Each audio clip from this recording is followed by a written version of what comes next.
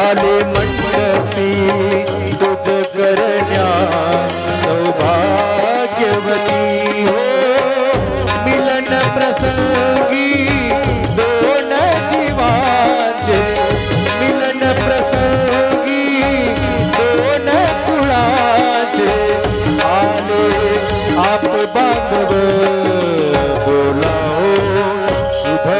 मंगल सावधान सावधान शुभ मंगल सावधान शुभ मंगल सावधान सावधान शुभ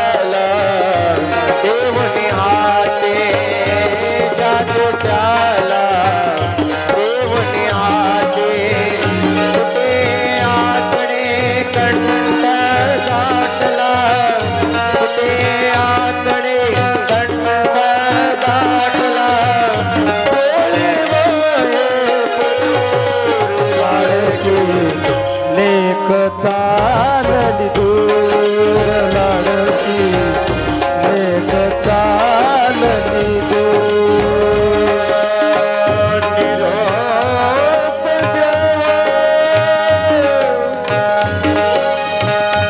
निरोप द्यावा पाठवणीचा माहेरच्या आठवणीचा संसाराचे गाणे गाता संसाराचे गाणे गाता सुरत मिळवा लाडकी लेक चालली दूर लाडकी लेक चालली दूर लाडकी लेक चालली दूर मंगल शुभ मंगल सावधान सावधान शुभ मंगल सावधान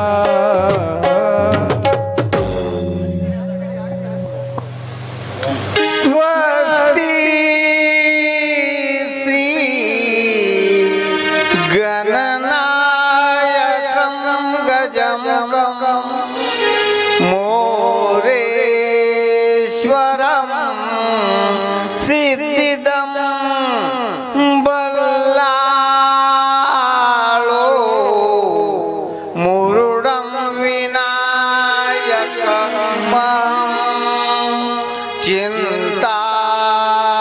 चिंतामणी देवरा लेण्याद्री गिरिजात्मकं सुरवरं विघ्नेहरं ओंकारं ग्रामो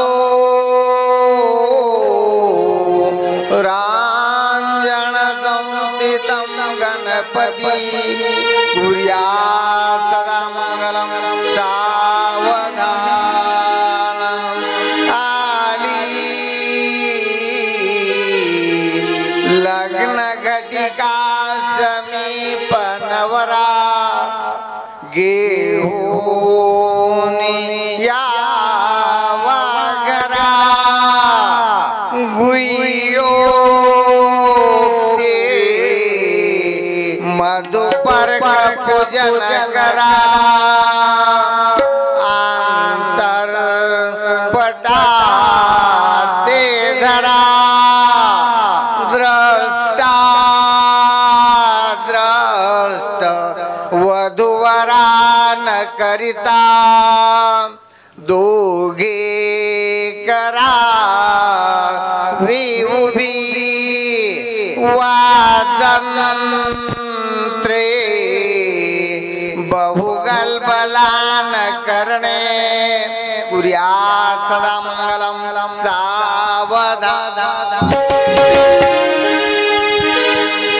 आता सावधान समयो साधा समीपी असे वाग्वादा नकला परार्ध घटिका संपूर्ण आली भरू भावेस गुरुचे पदांबुजधरा चित्ती स्मरा साजिरे दो पक्षी कुलदैवता वधुवरा कुर्यात सदा मंगलम शुभलग्न सावधान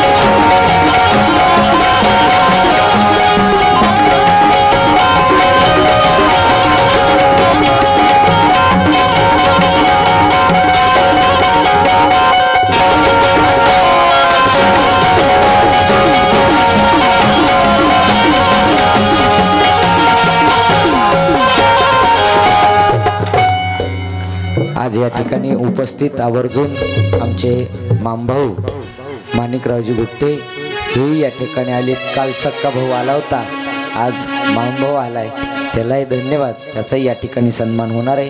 त्याचबरोबर हरिभक्तपरायण गोपीचंद महाराज शास्त्री हेही या ठिकाणी आले, त्यांचाही हार घालून सत्कार करावा अशी माधुभाऊंना विनंती आहे. त्याला उभा करा आता.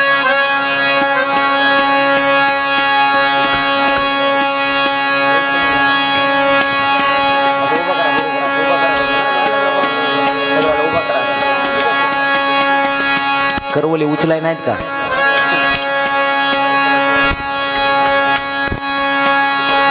या गोपीचंद महाराज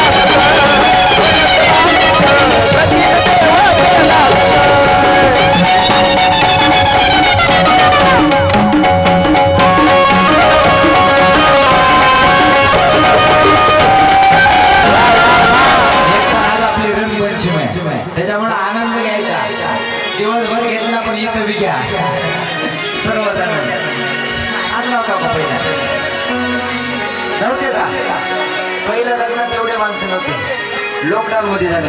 किती नशीब आहे बघा, सर्व झाले हात वा. आता तरी ना त्यावेळेस होण्यात नसेल, सर्व झाले वा. महादेवाचं लग्नाला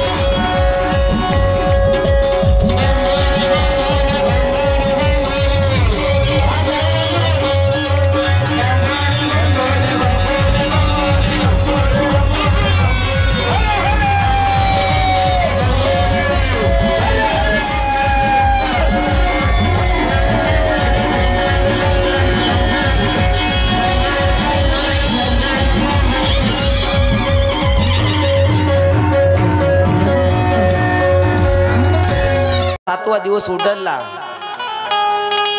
आपलाही बघता बघता 7 दिवस कसे निघून गेले कळालंही नाही. आणि आजचा हा सांगतेचा दिवस, शेवटचा दिवस नाही. भागवतेचा सांगतेचा दिवस आहे, शेवटचा दिवस नाही. शेवट तुमचा आमचा होत असतो. शेवट हा जीवाचा आहे, शेवट हा तुमचा आमचा आहे. भगवंताच्या कथा चंद्र सूर्य आहे तोपर्यंत चालतच राहणार आहेत आणि चालतच आल्यात आतापर्यंत. फक्त काही कालापुरती त्याला मर्यादा घातली आहे, म्हणून सांगतेचा दिवस आहे.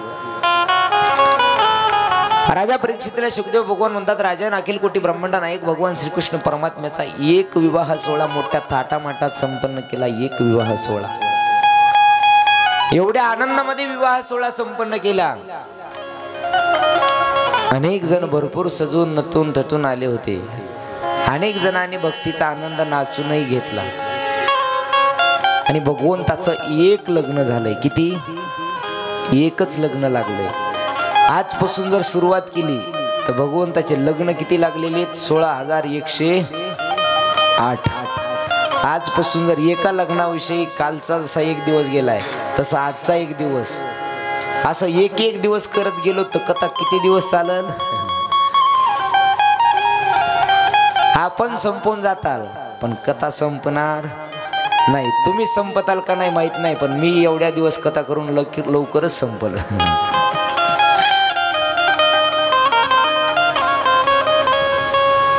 भगवंताचा पहिला विवाह संपन्न झाला. आणि पहिला विवाह संपन्न झाल्यानंतर आनंदानं महाराज सर्वच लोकांनी देवाचं आश्चर्यचकित होऊन या विवाहामध्ये सामील झाले. 33 कोटी देवता लोक, ऋषी मंडळी द्वारका नगरीमध्ये अत्यंत आनंदानं मोठ्या उत्सवानं भगवंताचा विवाह संपन्न झाला. आणि भगवंताचा विवाह संपन्न झाल्याच्या नंतर राजा परीक्षितला सुखदेव भगवान म्हणतात, राजन बघता बघता श्रीकृष्ण परमात्म्याचा संसार सुरू झाला. आणि संसार सुरू झाल्यानंतर बघता बघता 1-1.5 वर्ष संसाराला झालं. तेवढ्यामध्ये भगवंताला पहिला मुलगा झाला. पहिला मुलगा भगवान श्रीकृष्ण परमात्म्याला पहिला मुलगा झाला. त्याचं नाव होतं प्रद्युम्न. पहिला मुलगा झाला, पण पहिला मुलगा झाल्याबरोबर एक अघटित घटना घडून गेली. पहिला मुलगा झाल्याबरोबर महाराज पहिल्या मुलाला 4-5 दिवसाचा असतानाचा त्या प्रद्युम्नाला शंभरासूर नावाच्या दैत्यानं पळवलं. द्वारका नगरीतून घेऊन गेला. आणि श्रीकृष्णाचा वंश वाढू द्यायचा नाही या दुष्ट बुद्धीने. हा होता जरासंधाचा मित्र. आणि या शंभरासुरानं महाराज ती घेतल्यानंतर शंभरासुरानं प्रद्युम्नाला उचललं, आकाशामध्ये उड्डाण केलं. आणि आकाशामध्ये उड्डाण केल्याच्या नंतर या मुलाला मारण्याच्या दृष्टीनं त्याला समुद्रामध्ये टाकून दिलं. समुद्रामध्ये टाकलं. आणि समुद्रामध्ये टाकल्यानंतर एका भल्या मोठ्या माशानं त्याला गिळलं.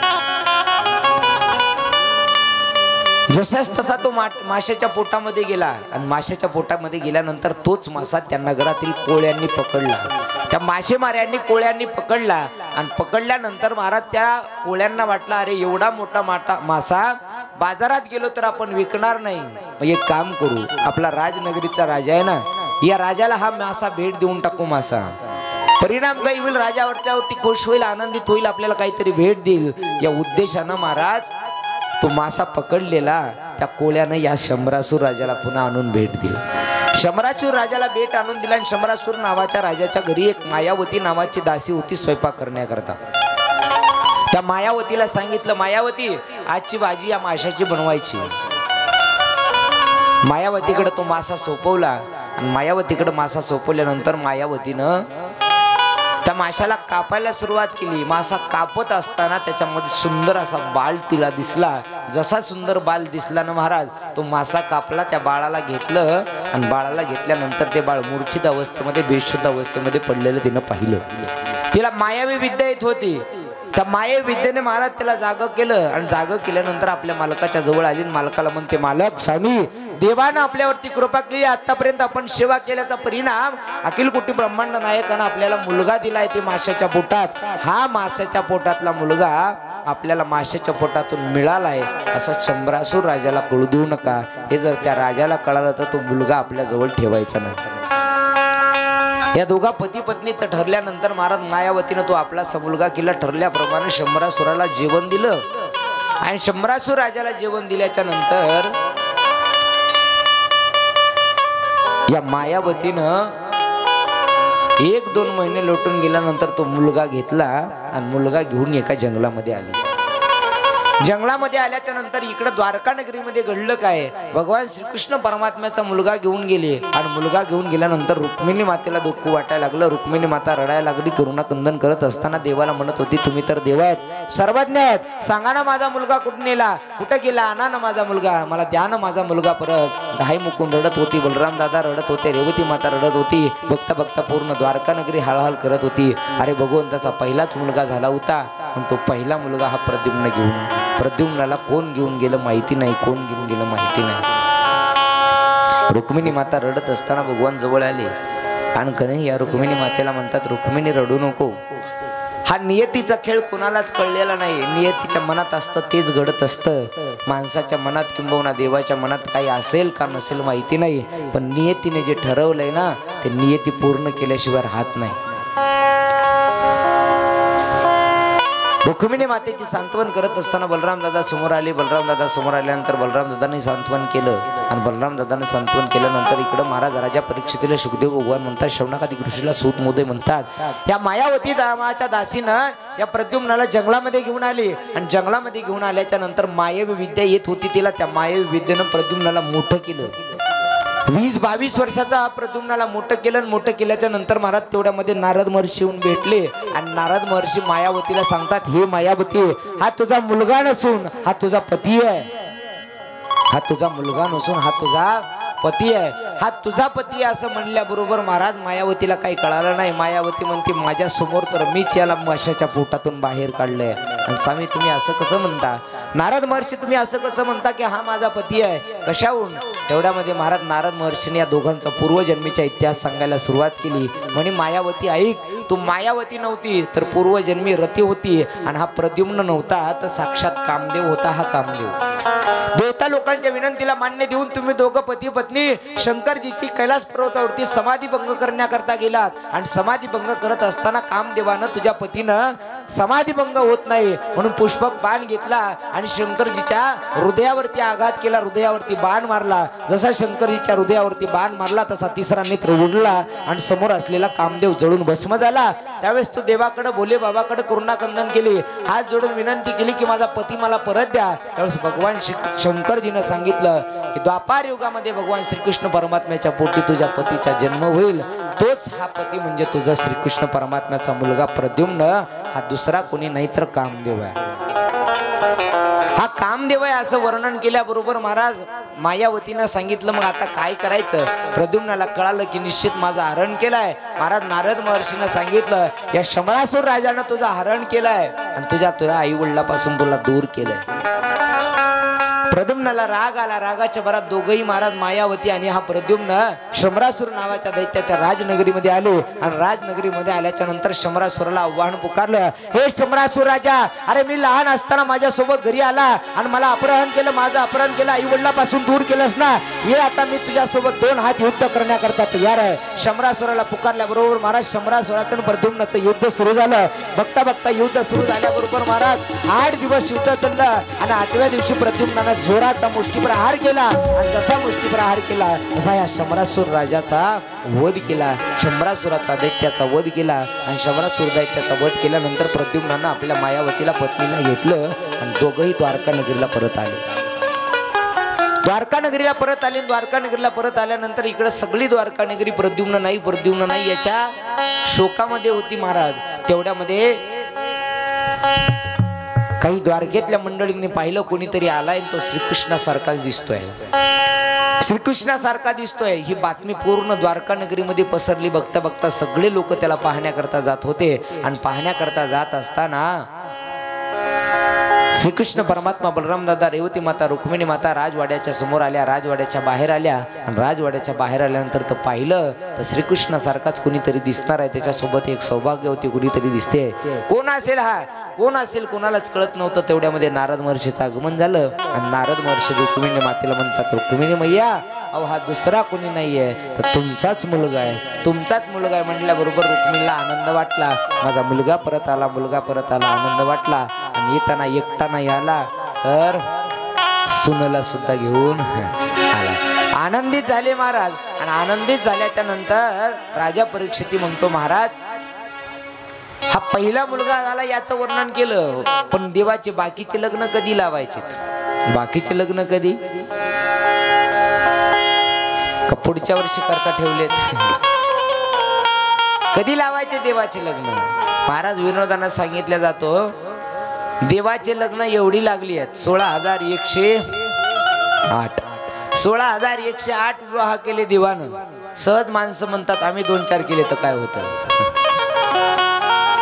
देवानं किती केले? 16,108. आम्ही 1-2 केलं तर काय होतं? एकीनच बरगड्या मोडल्या.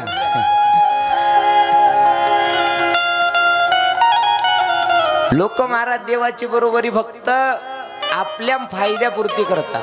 त्याच देवानं 6व्या दिवशी पुतना राक्षसीने मारली होती. कितव्या दिवशी? किती महाभयंकर होती पुतना मावशी? इथली अशी असेल तर तिथली कशी होती? तिचं शरीर एवढं अवाढव्य होतं. ती पडल्यानंतर काही साधू संत महात्मे म्हणतात 6 कोस तिचं शरीर पडलं. शरीराचे तुकडे करून अग्नी काष्ट करावे लागले. एवढी मोठी पुतना मावशी होती. आणि ती देवानं 6व्या दिवशी मारली होती. 6व्या दिवशी बघता बघता श्रीकृष्ण परमात्मा महाराज राजनगरीमध्ये आपल्या राहत असताना या शुकदेवांना विचारल्याबरोबर राजा परीक्षितीला शुकदेव भगवान म्हणतात, ऐक राजा, भगवंताचा दुसरा विवाह कोणासोबत झाला त्याचं वर्णन करत असताना राजा परीक्षितीला म्हणतात, एक सत्राजित नावाचा राजा होता. हा सत्राजित नावाचा राजा सूर्याचा उपासक होता. सूर्य उपासक. आणि सूर्य उपासक असल्या कारणानं रोज सूर्याची नित्यनेमानं भक्ती करायचा. सूर्यदेव प्रसन्न झाले आणि सूर्यदेव प्रसन्न होऊन महाराज सूर्यदेवाने एक सैमंतक नावाचा मणी या राजाला देऊन टाकला. सत्राजिताला मणी दिला आणि तो मणी दिल्यानंतर त्या मण्याची विशेषता होती, रोज 8 भार सोनं देत होता तो मणी. 8 भार सोनं देत होता. आणि 8 भार सोने देण्याचा परिणाम महाराज सत्राजित राजा तो सूर्य उपासक असल्या कारणानं सूर्याचा मणी गळ्यामध्ये घातला की तो सूर्यदेवासारखाच दिसायचा. तो एक दिवशी सकाळच्या वेळी हा सूर्याचा उपासक असणारा सत्राजित नावाचा राजा सूर्यदेवानं दिलेला सैमंतक नावाचा मणी घातला, गळ्यात परिधान केला आणि द्वारका नगरीला आला. पूर्ण द्वारका नगरीतील लोक याला सूर्यदेव म्हणायचे. सूर्यदेव आला, सूर्यदेव आला, सूर्यदेव आला. सगळे लोक त्याचं दर्शन घ्यायचे. भगवंतानं पाहिलं आणि भगवंतानं पाहिल्यानंतर सांगितलं, अरे हा सूर्यदेव नाही, सत्राजित नावाचा राजा आहे. सत्राजित नावाचा राजा म्हटल्याबरोबर त्याला आदर आतिथ्य केलं, राज सिंहासनावरती बसवलं. आणि राज सिंहासनावरती बसवल्यानंतर सत्राजित नावाच्या राजाला सांगितलं, राजे माझी एक विनंती आहे तुम्हाला. हा जो सैमंतक नावाचा मणी आहे ना, तुमचा सैमंतक नावाचा मणी, थोड्या दिवसाकरता मथुरेचा राजा उग्रसेन, त्या उग्रसेन राजाला थोड्या दिवसापुरता हा मणी द्या. कारण राज्य चालवायचं म्हणलं की धन लागतं. आणि सत्राजित नावाच्या राजाकडे भरपूर धन झालं होतं, पण धन नव्हतं उग्रसेन राजाकडे, जो मथुरा नगरीचा राजा होता, कंसाचे वडील. विनंती केली पण महाराज सत्राजित नावाचा राजा रागवला आणि सत्राजित देवाला म्हणतो, अरे कन्हैया, अरे मी तर तुझ्या भेटीला देव म्हणून आलो होतो आणि तू तर मतलबी निघालास. मला सूर्यदेवानं माझ्यावरती प्रसन्न होऊन मी त्यांची भक्ती मिळवली, भक्ती केली आणि प्रसन्न होऊन हा सैमंतक नावाचा मणी मला त्यांनी दिलाय आणि तू हा मणी मागतो. हा मणी मागतो म्हणल्याबरोबर महाराज सत्राजिताला राग आला. रागाच्या भरात सत्राजितानं द्वारका नगरीचा त्याग केला आणि आपल्या नगरीला आला. आपल्या नगरीला आल्यानंतर महाराज दुसरा दिवस उजळला. त्या सत्राजित नावाचा राजाचा एक प्रसेन नावाचा भाऊ होता. हा प्रसेन उठला, आंघोळ वगैरे केली, स्नान विधी केली आणि हा सैमंतक नावाचा मणी गळ्यामध्ये घातला आणि जंगलामध्ये आला. जंगलात आला आणि जंगलामध्ये आल्याच्या नंतर महाराज हा सैमंतक मणी चमकत होता. हे मणी पाहिला एका सिंहानं आणि सिंहानं मणी पाहिल्याच्या नंतर सिंहाला काहीतरी चमक सारखं वाटलं आणि सिंहानं कसलाही विचार न करता या प्रसेनाच्या अंगावरती झडप घेतली. जशी प्रसेनाच्या अंगावरती झडप घेतली ना भाईबाब, तसा प्रसेनाला मारलं. तर सैमंतक नावाचा मणी आपल्या मुखामध्ये घेतला आणि सिंह जंगलाच्या दिशेने निघाला. जंगलामध्ये आत प्रवेश केल्यानंतर महाराज तो सैमंतक नावाचा नावाचा मणी पाहिला एका अस्वलानं. अस्वला वाटला अरे सिंहाच्या मुखामध्ये काहीतरी चमकतंय. अस्वलानं सिंहाच्या अंगावरती झडप घातली, सिंहाला मारलं. तो समंतक नावाचा मणी घेतला, आपल्या गुहेमध्ये आले आणि गुहेमध्ये आल्यानंतर आपल्या मुलीला तो मणी देऊन टाकला. तो मणी मुलीला देऊन टाकला आणि मणी देऊन टाकल्यानंतर ते अस्वल पुन्हा आपल्या कामाला निघून गेलं. बघता बघता इकडे 4 दिवस झाले, प्रसेन घरी परत आला नाही. सत्राजित राजाला काळजी वाटली आणि सत्राजित राजानं सैनिकांना सांगितलं जाऊन बघा या जंगलामध्ये आपला प्रसेन नावाचा भाऊ कुठे गेलाय, हा प्रसेन कुठे दिसतो का म्हणून बघायला सैनिकांना पाठवलं. सैनिक आले. सैनिकांनी आल्यानंतर महाराज जंगलामध्ये पाहिलं तर रथाचे घोडे तिथं पडलेले दिसले, रथ पडलेला दिसला आणि प्रसेनाचा मृतदेह त्यांना तिथं सापडला. प्रसेनाचा मृतदेह सापडल्यानंतर तो मृतदेह उचलला, राजनगरीला परत आणला आणि राजनगरीला परत आणल्यानंतर महाराज सत्राजित नावाच्या राजानं श्रीकृष्ण परमात्म्यावरती खोटा आळ घातला, देवावरती खोटा आळ घातला.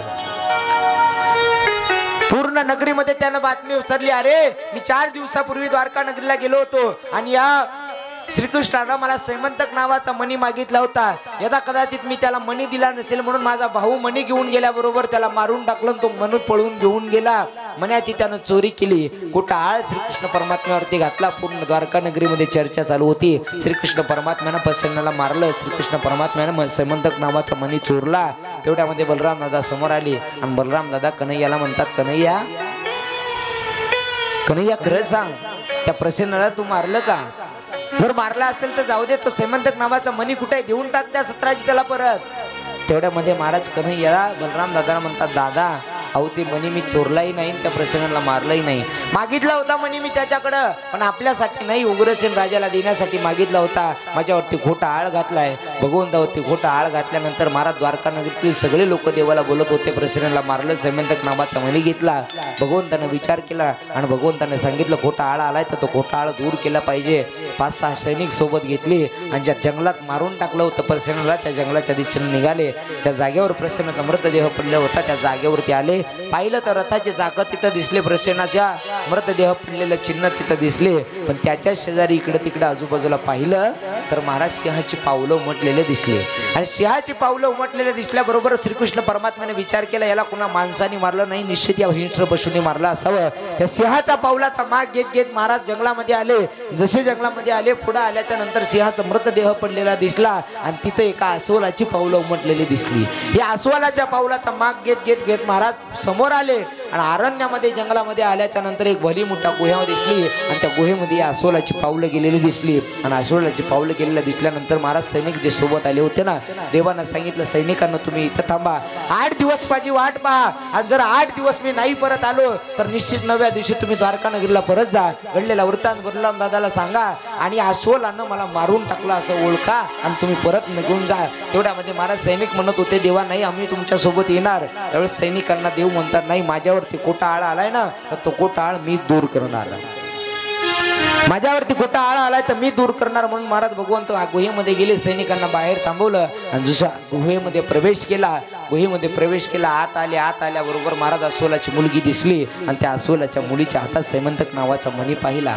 त्या सैमंतक नावाचा मणी पाहिला त्या मुलीकडं आणि त्या मुलीला श्रीकृष्ण परमात्मा म्हणतात, ए अगं तो मणी मला दे ना, हे मला मणी दे ना. म्हणल्याबरोबर महाराज या मुलीनं पाहिलं कोणीतरी आलाय. तेवढ्यामध्ये महाराज आपल्या बाबाला आवाज दिला, बाबा धावा कोणतरी आलाय, बाबा धावा कोणतरी आलाय, बाबा धावा कोणतरी आलाय. एवढा आवाज ऐकला अस्वलानं. महाराज धावत धावत आल्याबरोबर महाराज कसलाही विचार न करता श्रीकृष्ण परमात्म्याच्या अंगावरती झडप घातली आणि श्रीकृष्ण परमात्म्याच्या अंगावरती झडप घातली. दोघांचं गणगोर असं युद्ध सुरू झालं.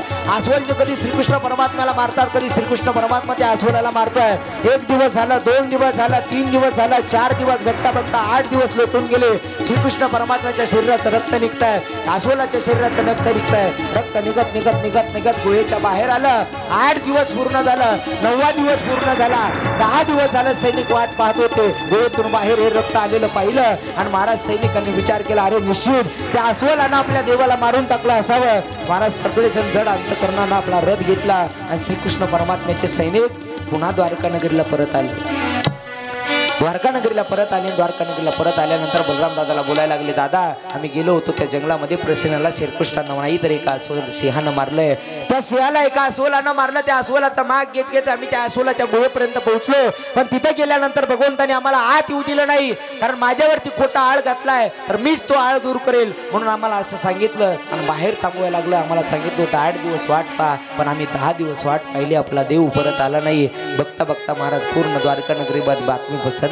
सत्राजित नावाच्या राजाला लोक बोलायला लागले, अरे राजा, आमच्या देवाचा कसलाही गुन्हा नसताना तू त्याच्यावरती खोटा आळ घातलास आणि आता देव आमचा दूर निघून गेला, आमच्या जवळून आमचा कन्हैया आमच्या जवळून दूर निघून गेला. अरे काय मिळालं राजा तुला? तुझा भाऊ तर तू गमवला. अरे तुझा भाऊ तर तू गमवलास, पण आमचा देव सुद्धा आमच्यापासून घेऊन गेला. द्वारका नगरीतील सगळे लोक रडत होते, करुणागंदन करत होते आणि सत्राजित नावाच्या राजाला वाटत होता, अरे एवढा मोठा माझ्याकडून अपराध घडला तरी कसा? जगाचा विश्वाचा करता धरता पालन पोषण करणारा श्रीकृष्ण परमात्मा, मी त्याच्यावरती खोटा आळ घातला. बघता बघता महाराज सगळ्यांना वाईट वाटायला लागलं. इकडे भगवंताचं आणि त्या अस्वलाचे युद्ध सुरू होतं. 10 दिवस झालं, 15 दिवस झालं, बघता बघता 20 दिवस झालं महाराज. 20 दिवस झालं तरी युद्ध सुरू होतं. कधी अस्वल मारत होता, कधी श्रीकृष्ण परमात्मा मारत होते. बघता बघता 28वा दिवस उजाडला आणि 28वा दिवस उजाडल्यानंतर श्रीकृष्ण परमात्म्याने जोराचा मुष्टीप्रहार केला.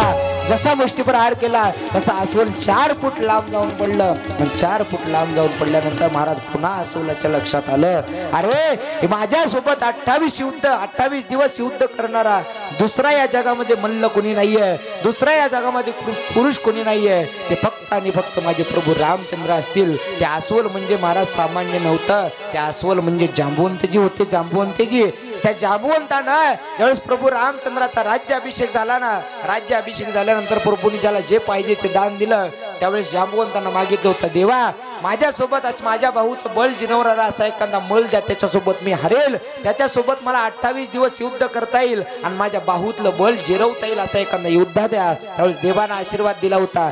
जगाच्या पाठीवरती जांबुवंतासारखं ताकद दुसऱ्या कोणामध्ये नव्हती. त्याच्यासोबत युद्ध करणारा जगाच्या पाठीवर दुसरा कुठलाच मल नव्हता. प्रभू रामचंद्राने सांगितलं, पुढच्या युगात मीच तुझ्यासोबत युद्ध करेल, आशीर्वाद दिला होता. आणि मग जांबुवंताच्या लक्षात आलं, अरे 28 दिवस झाला आपण ज्याच्यासोबत युद्ध करतोय तो कोणी सामान्य नाहीये, ते माझे प्रभू रामचंद्र. श्रीराम जय राम जय जय राम, श्रीराम जय राम जय जय राम, श्रीराम जय राम जय श्रीराम, श्रीराम जय राम जय जय राम, श्रीराम जय राम जय जय राम, श्रीराम सर्वजण भजन करा.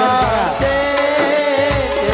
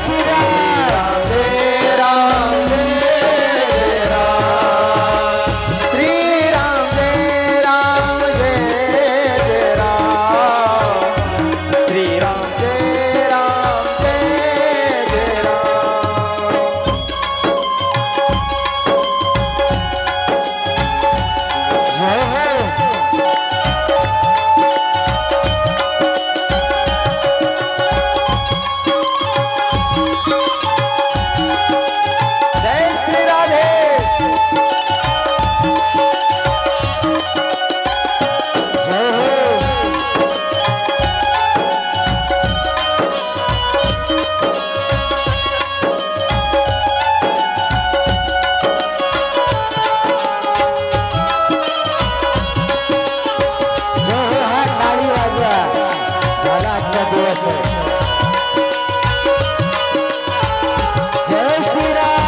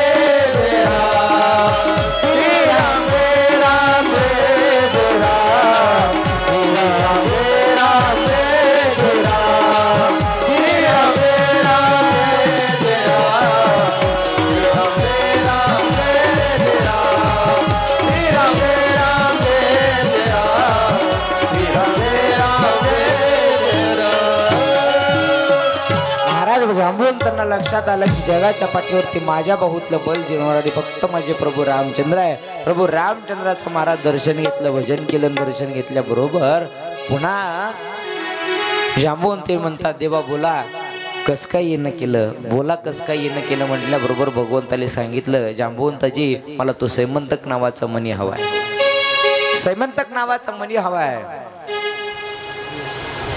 हा सैमंतक नावाचा मणी हवाय असं म्हणल्याबरोबर जांबवंताजीनं मान खाली घातली आणि मान खाली घालून जांबवंताजी म्हणतात देवा तुमच्यासाठी मी प्राणही देईन. म्हणे काय तुम्ही माझा प्राण मागितला ना तरी मी तुमच्यावरती माझा प्राण निछावर करेल, मी तुम्हाला प्राण देऊन टाकेल.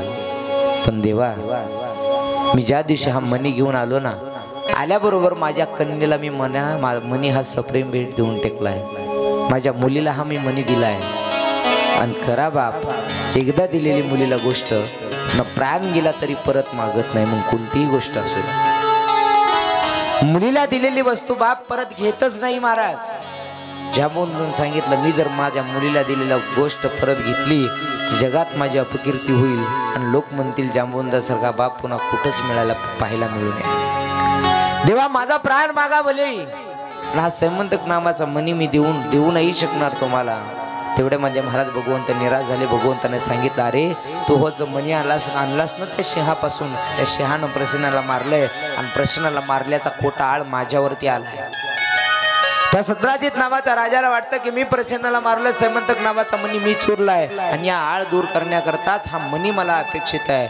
मणी मला अपेक्षित आहे म्हटल्याबरोबर महाराज जांबवंतांना सांगितलं देवा मी आता काहीच करू शकत नाही, काही करू शकत नाही. म्हटल्यावर तर देव एक पत्नी एक वचनी आणि एक बाणी हे वचन कोणाचं? प्रभू रामचंद्राचं. तुमचं वचन आहे, तुमचा पराक्रम, तुमचं वचन मला माहिती आहे, मी तुम्हाला म्हणणार कसं. तेवढ्यामध्ये महाराज भगवंत हसले आणि भगवंत हसून सांगितलं जांबवंता ते त्रेता युगात होतं, आता द्वापार युग चालू आहे. आता कसं आहे अनेक पत्नी अनेक वचनी आणि अनेक बाणी. वचनाला कमी नाही, बाणाला कमी नाही आणि पत्नीला सुद्धा कमी नाही. महाराज 16,108च का लग्न केले देवानं? 9वी कुणा दिली नाही म्हणून. 9वी दिली असती तर तिचाही स्वीकार केला असता. जांबवंताला भगवंताने सांगितलं आता तो नियम नाही आहे, तो नियम होता त्रेता युगात, आता युग बदललंय, द्वापार युग आहे, मी आनंदानं विवाह करायला तयार आहे.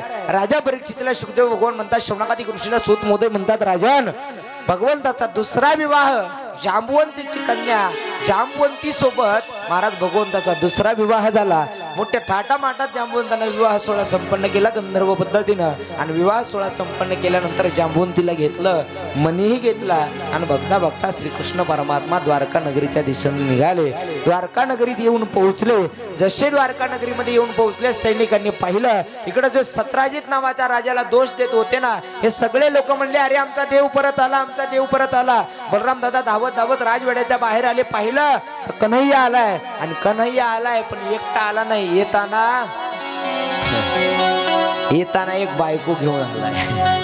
एकटा आला नाही, येताना एक पत्नी घेऊन आलाय. तेवढ्यामध्ये महाराज आनंदानं दोघांचे स्वागत केलं, दोघांची आरती ओवाळली आणि घरी आणली. घरी आल्यानंतर दुसऱ्या दिवशी राज दरबार बसवला. राज दरबार भरला. सत्राजित नावाचा राजाला बोलवलं आणि सत्राजिताला बलराम दादा म्हणतात हे घे तुझा समंतक नावाचा म्हणणं. आता इथून पुढे तरी कोणावरती खोटा आळ घालण्याच्या अगोदर विचार कर त्याच्या मागलचं सत्य काय आणि मग तू बोलत जा. तो महिनी घेतला, सत्राजित नावाच्या राजाला देऊन टाकला. सत्राजितानं क्षमा मागितली. श्रीकृष्ण परमात्म्याच्या समोर सत्राजित नावाचा राजा आला आणि आल्यानंतर महाराज सत्राजित नावाचा राजा भगवंताला म्हणतो देवा मला माफ करा, देवा मला माफ करा, देवा मला माफ करा. म्हटल्याबरोबर महाराज देवांना सांगितलं जा तुला माफ केलं, जा तुला माफ केलं. म्हणल्यानंतर सत्राजितला पटलं नाही. सत्राजितानं आट घातली. महाराज देवांना सांगितलं, देवाला सत्राजित राजा म्हणतो देवा तुम्ही जर खरंच माफ केलं असेल मला तर माझी सत्यभामा नावाची कन्या आहे तिच्यासोबत तुम्ही विवाह करा, मग मी ओळखेल की खरंच तुम्ही मला माफ केलं. भगवंतानं सांगितलं ठीक आहे जशी तुझी इच्छा. भगवंताचा तिसरा विवाह झाला या सत्यभामेसोबत. चौथा विवाह झाला यमुनेची मुलगी कालिंदा. चौथा विवाह तिच्या सोबत झाला. पाचवा विवाह झाला महाराज लक्ष्मणासोबत. सहावा विवाह झाला भद्रासोबत. सातवा विवाह झाला मात्र भद्र देशाची कन्या होती तिच्यासोबत. 8 देवाचे मुख्य लग्न झालं. भगवंताच्या पट्टराण्या मुख्य 8 आहेत. 8 या 8 मुख्य पट्टराण्यांसोबत लग्न झालं आणि 8 मुख्य पट्टराण्यांसोबत लग्न झाल्यानंतर राजा परीक्षितने विचारलं भगवंतानं हा 16,100 ज्या केल्या प्रत्येकी सोबत असंच लग्न केलं का.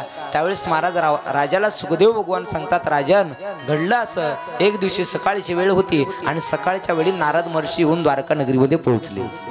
द्वारका नगरीमध्ये पोहोचले. द्वारका नगरीमध्ये येऊन पोहोचल्यानंतर भगवंताला नारद महर्षी म्हणतात एक अत्यंत महाभयंकर भौमासूर नावाचा, त्यालाच नरकासूरही असं म्हणतात. हा नरकासूर नावाचा भौमासूर नावाचा दैत्य एवढा उन्मत्त झाला, एवढा उन्मत्त झालाय काहीही करा आणि त्याला या ठिकाणाहून संपवून टाका. तेवढ्यामध्ये महाराज भगवान श्रीकृष्ण परमात्म्याने विचार केला. दुसऱ्या दिवशी सैन्य तयार केलं आणि सैन्य तयार करून भौमासुराच्या राजनगरीवरती हल्ला केला. राजनगरीवरती हल्ला केल्यानंतर महाराज घनघोर असं युद्ध झालं आणि युद्धाचा परिणाम त्या दिवशी भौमासुराचा वध केला, नरकासुराचा वध केला आणि नरकासुराचा वध केल्याच्या नंतर भगवान श्रीकृष्ण परमात्म्याने या नरकासुरानं 16,100 स्त्रिया राजकन्या त्यांना बंदीखान्यामध्ये ठेवलं होतं. बंदीखान्यामध्ये आणि बंदीखान्यात त्याला जी स्त्री आवडायची त्या भौमासुरानं नरकासुराला त्यानं तिला बंदीखान्यामध्ये घेऊन जायचं, बंदीखान्यामध्ये नेऊन टाकायचं, बंदी बनवायचं. अशा 16,100 स्त्रिया त्यानं बंदी टाकल्या होत्या आणि 16,100 स्त्रिया बंदीखान्यामध्ये टाकल्या असताना भगवंतांनी त्या सगळ्यांची सुटका केली आणि सुटका केल्यानंतर सगळ्या स्त्रियांना सांगितलं जा तुम्ही आपापल्या राजनगरीला राजघरी परत जा. परत जा म्हटल्यानंतर महाराज या भौमासुराच्या नरकासुराच्या नरक यातनेपासून तर बाहेर आल्या, पण कित्येक तरी दिवसानंतर त्यांनी हा सूर्य पाहिला होता. तेवढ्यामध्ये काही त्या स्त्रिया म्हणल्या देवा आम्ही पती आहे, आमचा पती आम्हाला घरात घेणार नाही. आम्ही पतिवस्था स्त्री होतो पण या भौमासुरानं कैद केल्यामुळे आमचा पती आम्हाला घरात घेणार नाही. काही म्हणले आमच्या पतीने कदाचित घेतलं तर सासू सासरे घरात घेणार नाही. काही म्हणले आमचे आई वडील आम्हाला घरात घेणार नाही. आणि या सगळ्यांना घरात घेतलं. हा समाज आम्हाला नाव ठेवल देवा समाज. हा समाज म्हणेल अरे आतापर्यंत भौमासुराच्या नाही कैदीमध्ये होत्या, नरकासुराच्या नरक यातनेतून आलेल्या आहेत, यांचं शील भ्रष्ट झालेलं आहे, यांना गावामध्ये राहू देऊ नका, समाजामध्ये राहू देऊ नका, बहिष्कार करा, गावाच्या बाहेर हकलून द्या. ही लोक आम्हाला म्हणतील आणि ही लोक आम्हाला जगू द्यायची नाही. देवा कृपा करा. जसं या नरक यातनेतून आम्हाला बाहेर काढलंय ना तर आम्हाला तुमच्या हाताने मरण द्या. आम्ही आनंदानं मरण्याकरता तयार आहे, आनंदानं मरण्याकरता तयार आहेत. म्हणल्यानंतर भगवंत हसले. भगवंताने सांगितलं अरे तुम्हाला मारायचं असतं तर या नरक यातनेतून सुटकाच दिली नसती, तुमची सुटका केली नसती. तेवढ्यामध्ये त्या स्त्रियांनी सांगितलं देवा आम्ही काय करावं सांगा. मग आमचे घरवाले आम्हाला घरात घेणारच नाहीत. तेव्हा कदाचित घरातल्या मंडळींनी स्वीकार केला तर हा समाज आमचा स्वीकारच करणार नाही, समाज स्वीकारच करणार नाही. तेवढ्यामध्ये महाराज भगवंतांनी सांगितलं कसा समाज स्वीकार करत नाही. महाराज ज्यांना टाकून दिलं ना समाजानं ज्यांना नाव ठेवले, समाजानं ज्यांना टाकून दिलं, समाजानं ज्यांना सोडून दिलं, घरातल्या मंडळीने ज्यांना सोडून दिलं ना, त्यांना देव आपलंसं करत असतो. देव ज्याचं या जगामध्ये कोणीच नाही त्याचा देव असतो. देव अंगीकार ज्याचा केला नारायणे, अंगीकार ज्याचा केला नारायणे, अंगीकार ज्याचा केला नारायण, अंगीकार ज्याचा केला नारायण, नारायणे नारायणे, अंगीकार ज्याचा केला नारायणे, अंगीकार ज्याचा केला नारायणे, अंगीकार ज्याचा केला नारायण, अंगीकार ज्याचा केला नारायण. निंदते गेले वंदे केले,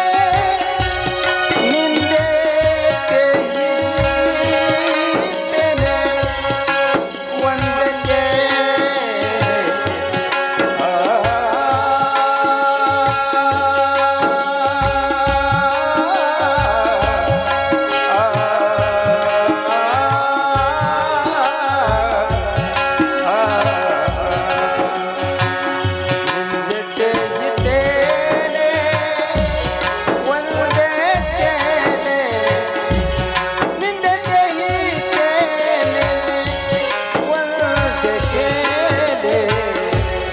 अंगीकार जाता केला नारायणे, अंगीकार जाता केला नारायणे, अंगीकार जाता केला नारायण.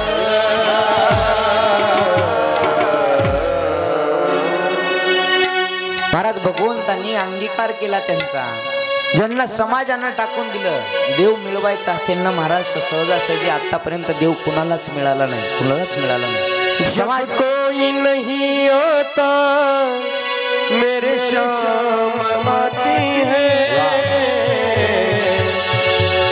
जब कोई नहीं आता मेरे शाम आती है, मेरे दुख के दिनों में वो बड़े काम आते हैं, मेरे दुख के दिनों में वो बड़े काम आते हैं, मेरे दुख के दिनों में वो बड़े काम आते हैं, दुख के दिनों में वो सब काम आते हैं, जब कोई नहीं आता मेरे शाम आते हैं, जब कोई नहीं आता मेरे शाम आते हैं,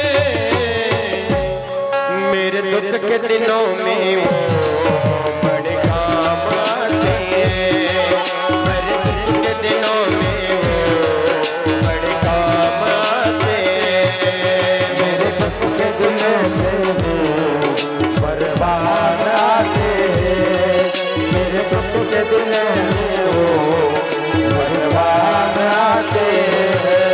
जो याद करे उसको दुख हल्का हो जाता है, जो याद करे उसको दुख हल्का हो जाता है, जो प्रेम करे उसको वो उनको याद आता है, मेरे दुख के दिनों में वो बड़े काम आते हैं, मेरे दुख के दिनों में वो बड़े काम आते हैं, मेरे दुख के दिनों में वो बड़े काम आते हैं, मेरे दुख के दिनों में वो बड़े काम आते हैं।